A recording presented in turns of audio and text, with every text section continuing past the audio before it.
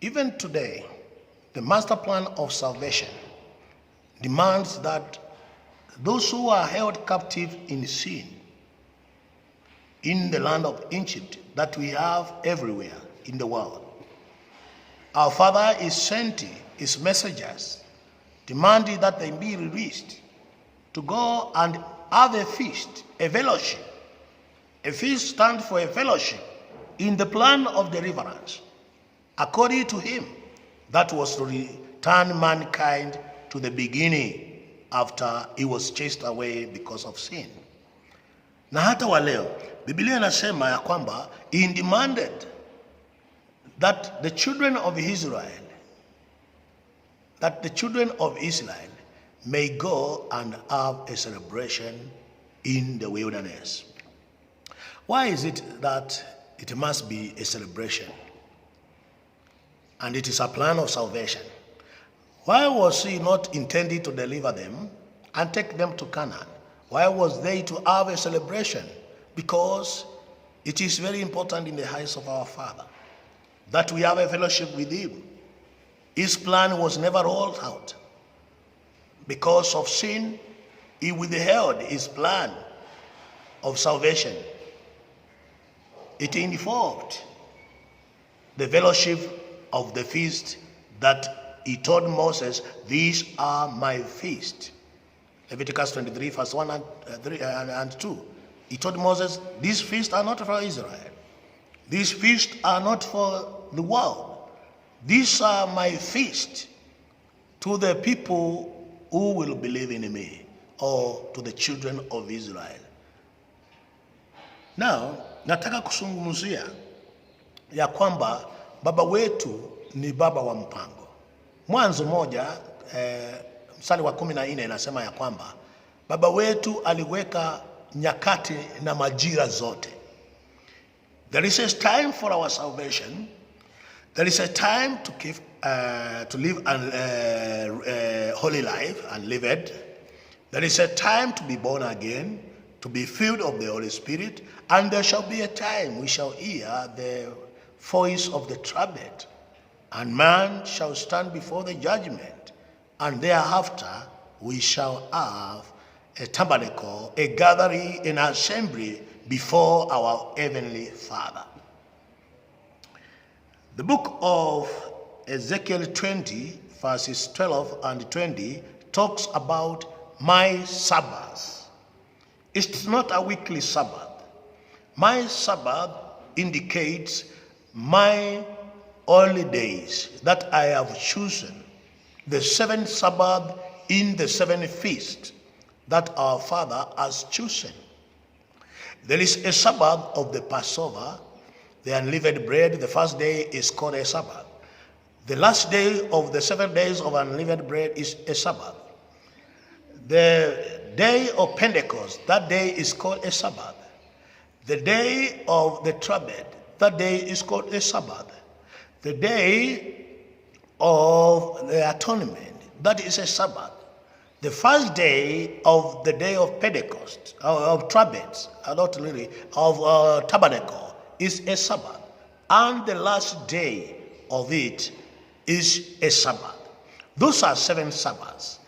The Sabbath mentioned in Ezekiel 20, verses 12 and verses 20, that speaks about our Father in heaven having given man a sign to distinguish him from the other men. The Bible says that those are the Sabbath of the feast. Sikukuu, the sabato za zile sikukuu zake saba, ambao siko katika Leviticus chapter 23 from verses 5 down.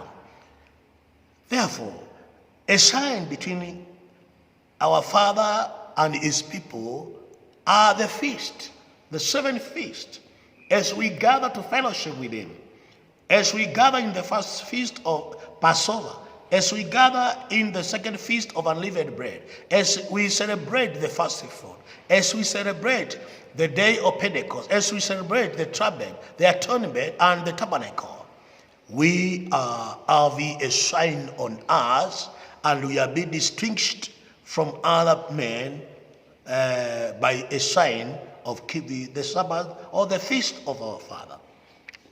Some people would like to say the feast doesn't matter. But I want to read from the book of Lamentation chapter 1, verses 4. The Bible says, there is nobody who comes to the feast. The ways of Zion are mourning, for none is coming to the assembly of the feast. Why? If you read from verses 1 down and the second chapter, verses 1, the Bible says, ni kwa maana Elohim alitoa ema yake juu ya Israeli walipoasi kuweka sikukuu zake ama kukaa ama kukatalia katika mpango wa wokovu aliyoupanga ili waweze kuokolewa ambao umo ndani ya sikukuu. Ndipo Biblia inasema katika vilio hizo 1:4, njia zote za Zayoni zinalia, maana hakuna mtu anaokuja katika mpango wa wokovu katika sikukuu. Nobody is coming to the solemn feast. That's why njia zote za Zayoni zinalia. Nobody is coming to the assembly, to the fellowship. Nobody, man has left the Garden of Eden again. Nobody is coming to the fellowship of the feast. The Bible says, our Father took away his tabernacle in fury. That is Lamentation chapter 2 verses 1. Kwa maana Israeli walihasi na wakatoka katika uzo wake. That way rejected the main plan of salvation. So man was left alone, and the Bible says he was taken to captivity after the tabernacle of our Father was taken in fury from them. Biblia inasema Judah alienda. If you read Lamentation chapter 1 verses 3, Judah and 2 and 3, Judah was taken to captivity. The reason? They rejected the feast. They never attended the assembly. They were taken to the captivity. Now, the people still are in captivity. The feast still exists. They have referred to the worldly feast. They have Christmas. They have Easter. They have all sorts of feasts that are not even in the Bible. But they cherish and uphold them. They never fail in them. But the Messianics have been commanded to keep the 7 feasts, because each feast bears a meaning for their salvation. The Bible says, after Israel were taken to captivity, when they were tortured and destroyed and killed in the land of their captivity, the book of Nehemiah chapter 8 verses 1 say, now in the time of Ezra, all the children of Israel, thousands of them, came together as one man, and they demanded that the books of the law that Moses wrote be read before them. And Ezra read the books. In chapter 8 verses, Nehemiah chapter 8 verses 17, the Bible says, what they did after the books were done or were read, chapter 17 say they found themselves in a time where the Feast of Tabernacles was to be done or to be conducted. And each one of them lived or built a booth, and they lived in a booth for 7 days. For the causes of their destruction and captivity was that they rejected the master plan of salvation. Many today are still rejecting the master plan of salvation. And I want to tell you that they rejected and they were taken to captivity. Today you will reject today, and when that time will come, you will find your hand, your destruction. For the plan and the fellowship of our Father, you have rejected. I humbly request that we listen carefully. That the master plan of salvation is good intended. It is intended for our well-being. It is intended for our salvation and not for our destruction. Some reject it because of their commitment in this world, but they are required to have a commitment to the world to come. And that's the need. The fellowship should be there. In any case, what is wrong with having as many meetings and the fellowships every month, every year, year in, year out, for the purpose of worship and glorify our Father? What is wrong with that? There is no wrong in gathering on the Sabbath, on the Passover. There is no wrong in gathering 7 days in the time of unleavened bread. There is no wrong in celebrating the feast of first fruit. There is no wrong in coming on the Sabbath of the Pentecost. There is no wrong in coming on the Sabbath of trumpet. There is no wrong in coming on the Sabbath of atonement. There is no wrong in staying the 7 days and the 8th day in the time of tabernacles. What is wrong with the teachings, the worship in that? We are being taught that this is the master plan of salvation. I would like to highlight one thing. The master plan of salvation does not end with the man who is flesh and blood. You read in the book of Zechariah chapter 14 verses 16, the Bible says, those who shall not go to Jerusalem to keep the feast of tabernacle, there shall be no rain to them. Why is it that those who shall not go after the Messiah had come to the feast of tabernacle?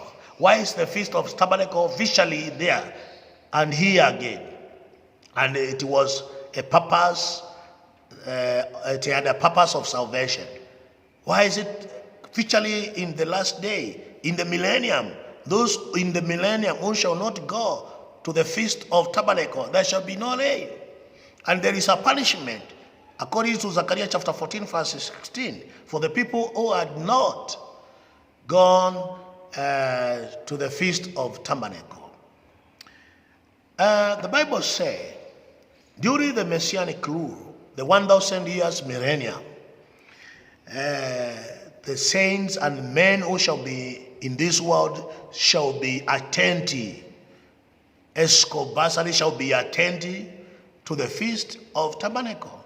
The feast continue and crosses over, because the meaning of tabernacle is yet to be actualized.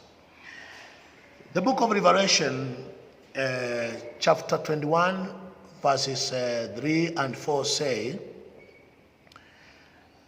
the tabernacle of our Father, then, after, it shall be with men, after the millennium is over.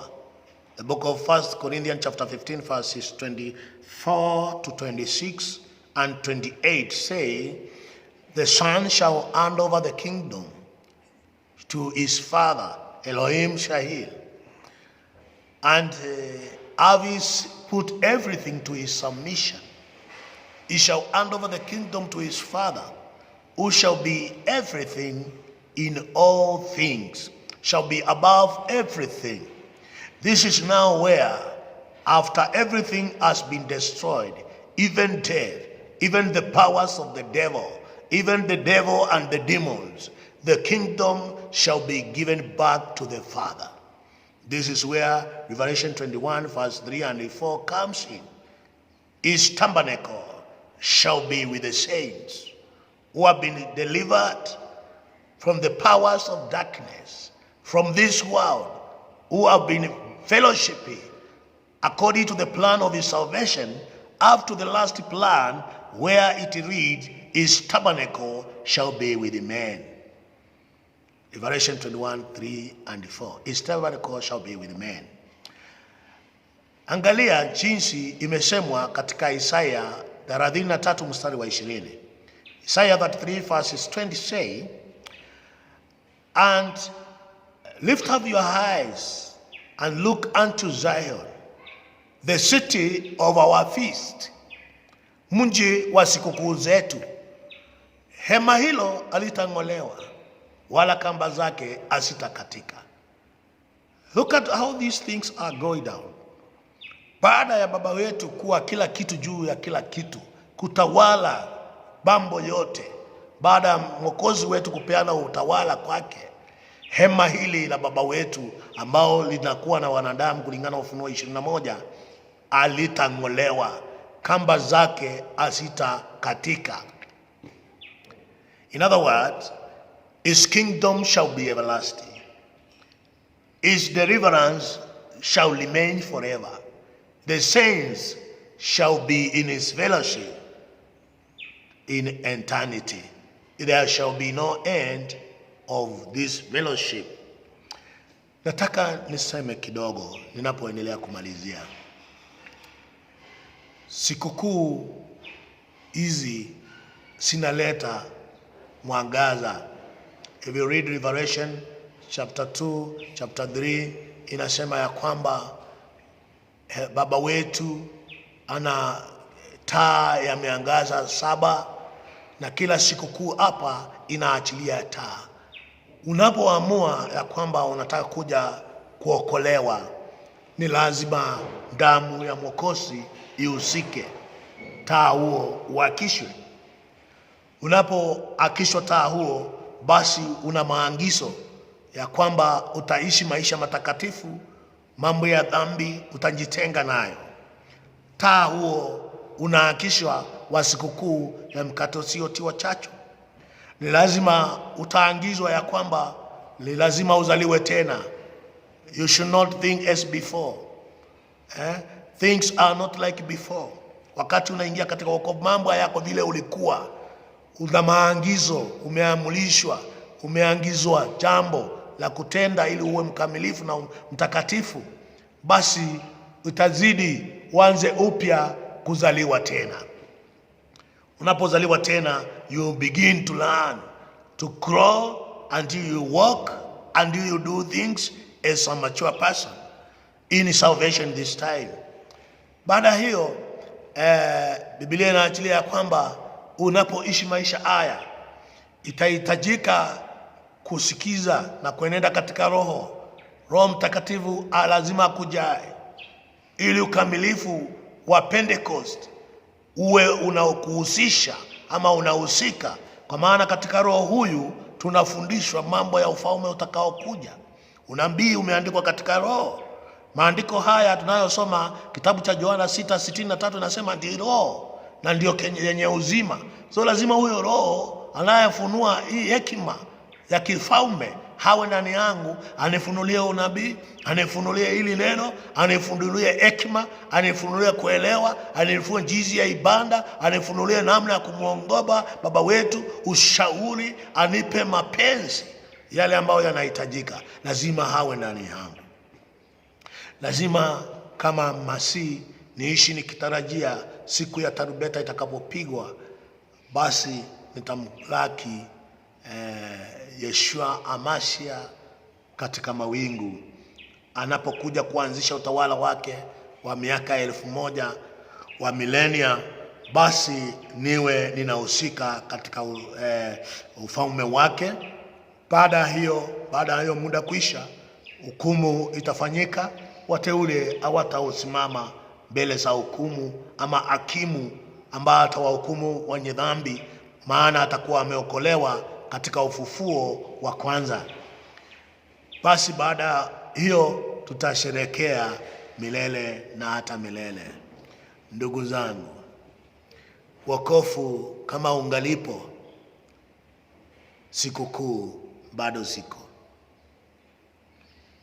Wesema Mwokozi alibanisha sikukuu katika msalaba. Alipokufa msalabani hakumaliza. Ukweli ni kwamba hata igawa kuna sikukuu ya wokovu, Biblia inasema hata wanyama wanangojea siku ya wokovu, maana tumeokolewa kwa imani kwa damu iliyomwangika pale miaka 2000 iliyopita ya Mwokozi wetu. Ni kweli hata igawa tunasema tumeokolewa, Biblia inasema ya kwamba mwili huu na damu hasiwezi kurithi ufalme wake, bali tunangojea wokovu mkuu ambao tutafunikwa mwili usioharibika. Maana imenenwa katika kitabu cha Wakorintho, kunao mili ya kimbinguni na kunao mili ya hapa duniani. Ni kweli hata igawa tumezaliwa tena. Biblia inaniambia ya kwamba kilinachozaliwa na mwanamke akiwezi kurithi ufalme, ni kitabaki katika mchanga. Aliyezaliwa na mwanamke lazima atarudi kwa mafumbi, kwa maana alitoka katika mafumbi. Mbali siku ile itakapofika, tutazaliwa na miili ya kibiguni. Biblia inasema ya kwamba tutakuwa viumbe wa kiroho, kama jinsi tulivyomuona Mwokozi wetu alivyofufuka na akawa kiumbe cha kiroho. Alikuwa angeweza kuingia katika nyumba iliyokuwa mitume bila kubisha, bila kufunguliwa, maana mwili aliyoumiliki baada ya kufufuka ni wa kiroho. Kwa hivyo wokovu mkuu bado hatujaupokea, bali tumeupokea kwa imani. Inamaanisha nini? Bado tunakasa mwendo. Wokovu bado ni kwa imani, lakini siku hiyo itakapofika, Daudi anasema katika kitabu cha Zaburi 17, atafurahi sana atakapoamuka akiwa amefanana na yeye. Vivyo hivyo hata wateule tunaoishi humu ulimwenguni, nia yetu ni kufanana na Mwokozi wetu, mwili aliyoumiliki, ufalme atakaoutwaa kwa baba yake. Nia yetu na mapenzi ya baba wetu ni kwamba tufanane na yeye. Ndugu yangu mpendwa, tumeokolewa kwa imani. Sikukuu hizi zote 7 zinatuweka katika utaratibu na zinatufungua macho kwamba baada ya kutimiza haya yote, siku ya mwisho tutaweza kumiliki ufalme, ama tutarithi ufalme wa baba wetu ambao ametuahidia tangu mwanzo.